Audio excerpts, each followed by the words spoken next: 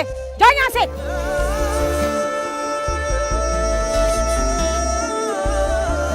लेकिन आप चलिए मेरे साथ, मैं आपसे कह रहा हूं ना, आप चलिए मेरे साथ। ये लोग आपके काबिल नहीं हैं। चलिए।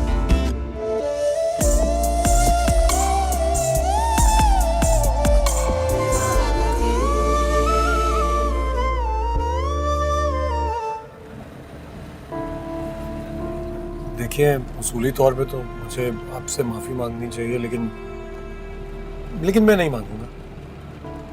आप जानती हैं क्यों? क्योंकि आप जहां रहनी थी ना, वो लोग तो निहायत घटिया और सतही ज़हनियत के लोग थे। वैसे ही उन्होंने आपकी जिंदगी अजीरन बना रखी थी। आप अच्छे से वहां रह ही नहीं सकती थी, इसीलिए बेहतर हो गया, अल्लाह की तरफ से बेहतरी हो गई कि आज आप सब कुछ छोड़कर आ गई वहां से। मैं अब कहाँ जाऊंगी? इस वक्त मैं आपको घर लेके जा रहा हूँ। आप रात आराम से वहीं गुजारिए, सुबह मैं आपके लिए कोई गर्ल्स हॉस्टल का इंतजाम कर दूंगा। नहीं, मैं इस वक्त आपके घर नहीं जा सकती। क्यों? देखिए, मेरी बात समझने की कोशिश करें। इस वक्त आप कहीं और नहीं जा सकती। आप मेरे घर रह चुकी हैं, मेरे घर वालों से मिल चुकी हैं। इतना एतबार तो करना चाहिए अब आपको। बात एतबार की नहीं है।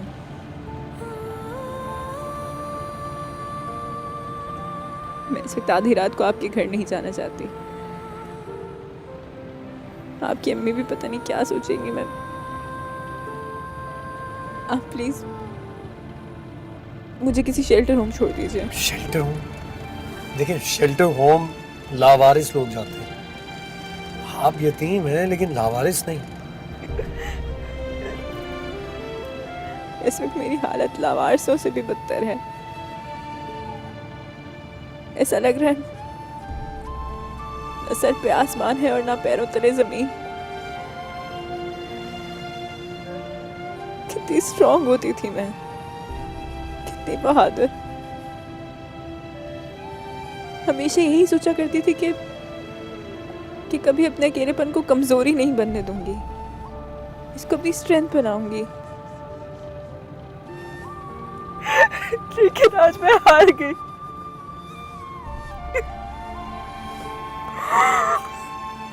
आज मैं हार गई। इतना बेबस मैंने कभी अपने आप को महसूस नहीं किया जितना आज कर रही। आप अकेली नहीं हैं, मैं हूं आपके साथ। अपनी आखिरी सांस तक आपके साथ गुजारूंगा।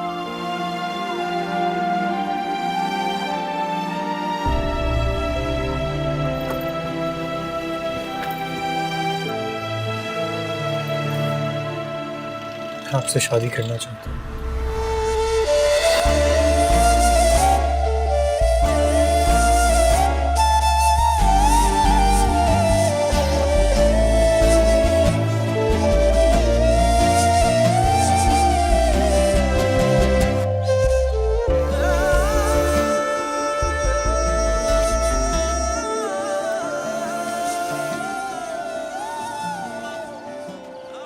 देखो रिदा, जब पता था हारून को कि आज हड़ताल है तो उसे टाइम से ऑफिस से निकलना चाहिए था ना। अभी तक नहीं आया। अच्छा चले अम्मी, आप परेशान ना हो, रास्ते में ही है, वो घर के करीब है। बात हुई थी ना अभी। रात का ये पहर हो रहा है और तुम कह रही हो कि परेशान ना हो, वो अभी तक आया नहीं है। हद होती है। अम्मी आ गए भाई। अच्छा रुको जरा, मैं इसको खुद देखती, खुद बात करूंगी इससे।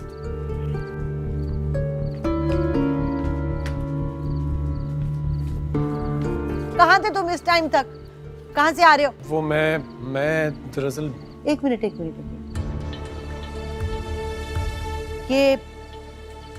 ये वही लड़की है ना? ये तुम्हारे साथ इस वक्त यहाँ क्या कर रही है? वो अभी अंदर चल के बात करते हैं ना, आराम से नहीं। सब बता दूं। रुक जाओ, मुझे यही बताओ, ये तुम्हारे साथ घर क्यों आई है? क्यों लाए हो उसको यहाँ पे? अम्मी, आप क्या पूरे मोहल्ले को सुनाना चाहती हैं ये कहानी? मैं कह रहा हूँ ना, अंदर तो आ लेने दीजिए, बताता हूँ सब। आए आप आइए, अंदर बैठ के बताता हूँ ना आपको सब। आ जाइए।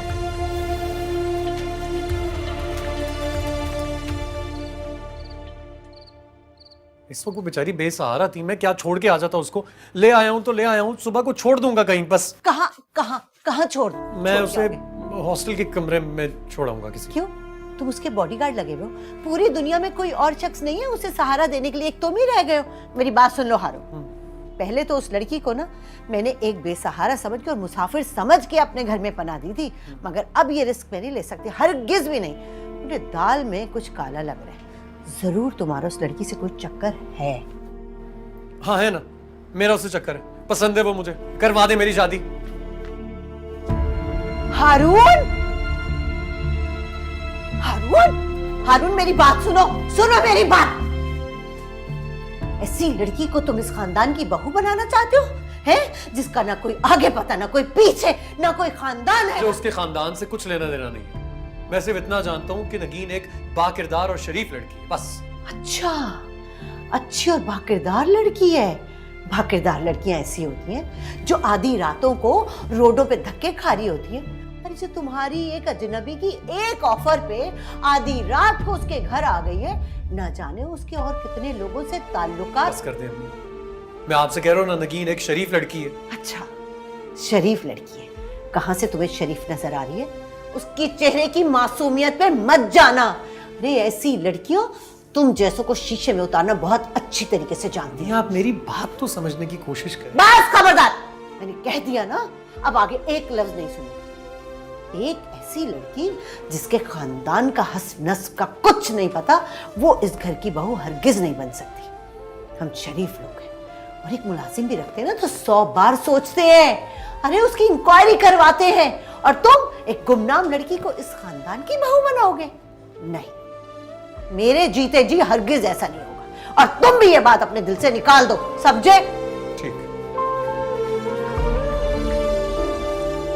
ये ले, पानी पी लें, बहुत रात हो रही है, आप चेंज करके सो जाएं। आप आंटी से कह दीजिएगा सुबह मैं घर से चली जाऊंगी।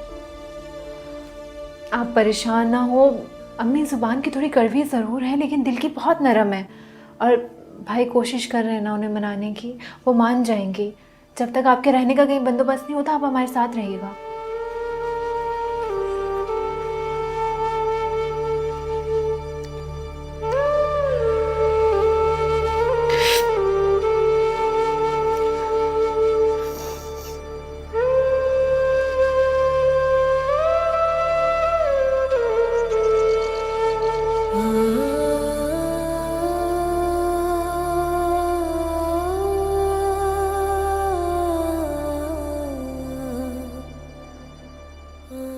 भाकिरदार लड़कियां ऐसी होती हैं जो आधी रातों को रोडों पे धक्के खा रही होती हैं। अरे जो तुम्हारी एक अजनबी की एक ऑफर पे आधी रात को उसके घर आ गई है, ना जाने उसके और कितने लोगों से ताल्लुकात। बस कर दे अम्मी।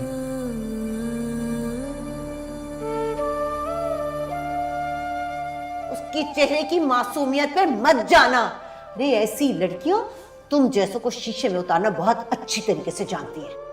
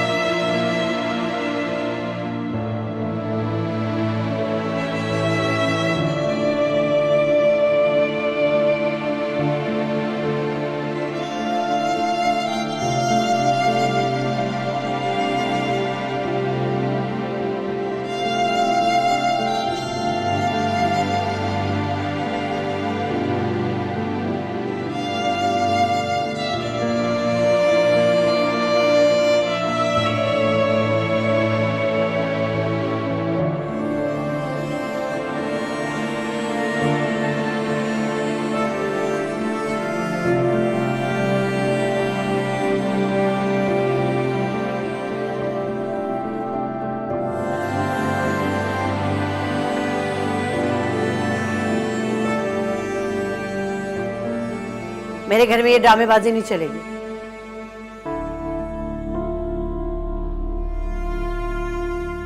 आप कहना क्या चाहते हैं? ये जो तुम मेरे सामने मुसल्ले बिछा के नमाज पढ़ रही हो, हैं? पारसा बनने की ड्रामेबाजी कर रही हो, तुम्हें लग रहा है इससे मैं बहुत मुतासिर हो जाऊंगी और तुम्हारी शादी अपने बेटे से कर दूंगी? हरगिज़ भी नहीं। ये ना मासूमियत के मास्क चढ़ा के तुम बेवकूफ बना सकती हो मेरे बेटे को, उसको उल्लू बनाना, मुझे नहीं।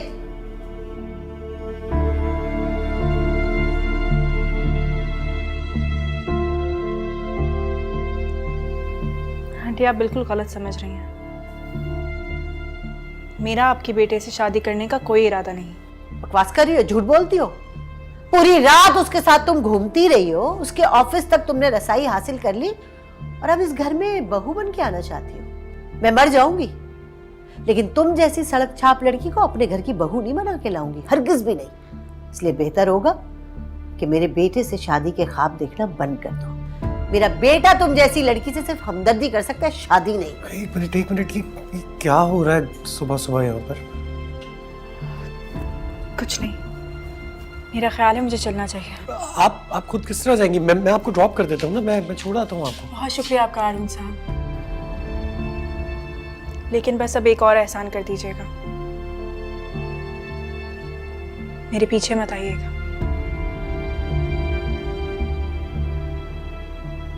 और हाँ, मुझसे शादी करने का ख्याल भी अपने दिल से निकाल दीजिए। खुदा हाफिज। जाने दो। आपने क्या कहा उसको? बस चुप करो, जाती है तो जाए, कोई जरूरत नहीं है रोकने वोकने की। अच्छा जान छूटे। हाँ।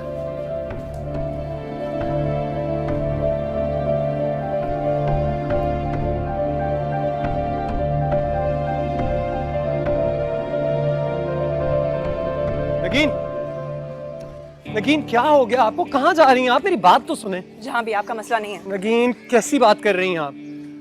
मैंने आपको प्रपोज किया हुआ है, मैं आपसे शादी करना चाहता हूँ और आप कह रही हैं कि मेरा मसला नहीं है। मैंने आपका प्रपोजल एक्सेप्ट नहीं किया।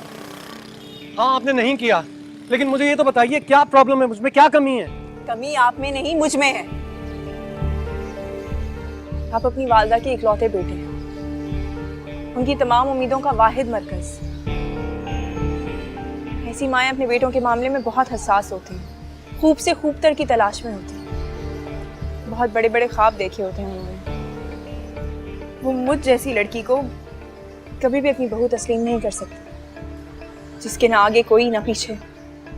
मैं इन सब बातों को नहीं मानता, और वैसे भी आपसे शादी का फैसला मैंने जज्बात में नहीं, पूरे होशो हवास में किया।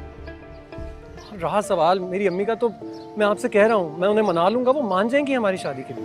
मैं नहीं चाहती कि आप अपनी अम्मी से मेरे लिए उलझें। लेकिन मेरी बात तो सुनिए, प्लीज सुनिए। हम कहीं आराम से बैठकर भी तो ये बात कर सकते हैं। यहाँ सड़क पे इस किस्म की बात करना बिल्कुल अच्छा नहीं लग रहा। आप पहले ही मेरा बहुत तमाशा बना चुके हैं, मजीद तमाशा मत बनाएं। जो कुछ भी हुआ वो सब आपकी वजह से हुआ। आज मैं आपकी वजह से, आपकी लापरवाही की वजह से दरबदर हो रही हूँ। मैं मानता हूँ, मैं अपनी गलती मानता हूँ, मेरी वजह से जो कुछ भी हुआ, लेकिन मैं अपनी गलती का अजाला करने के लिए तैयार हूँ।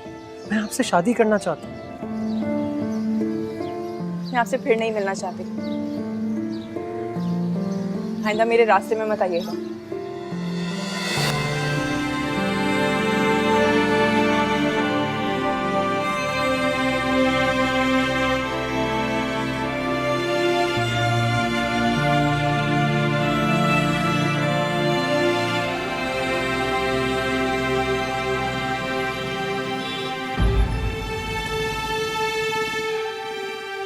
आपका नाम? कहाँ रहती हैं आप? और क्या आप जॉब करती हैं? जी नहीं, मैं जॉब नहीं करती। अपना आईडी कार्ड दिखाएं। दरअसल मुझे आर्जी तौर पे यहाँ रहने की जगह चाहिए। जैसे ही कोई जॉब मिल जाएगी मैं हॉस्टल में शिफ्ट हो जाऊंगी।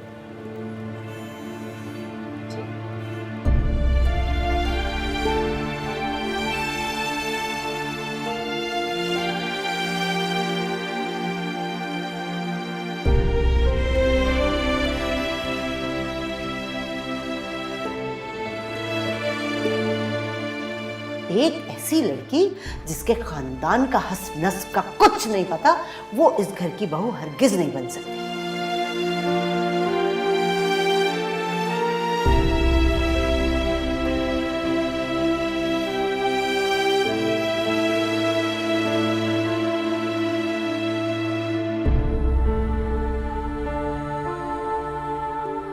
हाँ, जाओ जाओ अपने यार के साथ और जाके मनाओ रंगरलियां। अरे तुम जैसी लड़की को हमें अपने घर में रख के ना कोई नई मुसीबत नहीं मोल लेनी है। माफ करो हमें तुम, हम गरीबों के पास सिर्फ एक इज्जत ही बाकी है। और तुम जैसी लड़कियों को क्या पता कि इज्जत क्या चीज होती है। निकलो यहाँ से।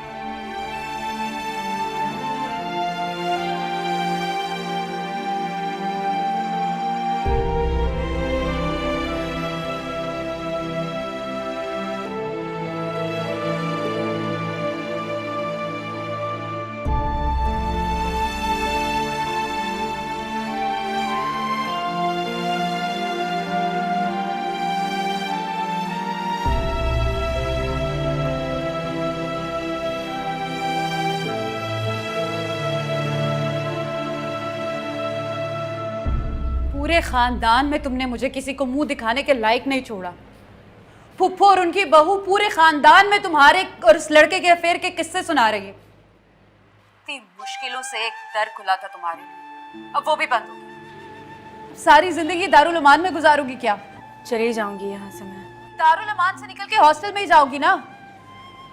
इसी तरह दर बदर भटकती रहोगी, शादी नहीं करोगी तुम। तो क्या करूँ मैं? जहर खा के जान ले लूँ अपनी? फजूल और जज्बाती बातें मत करो मेरे सामने।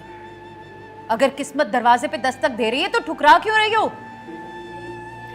वो मुझसे सिर्फ हमदर्दी में शादी कर रहा है। उसकी अम्मी राजी नहीं है मेरे लिए। पांचों उंगलियां बराबर नहीं होती।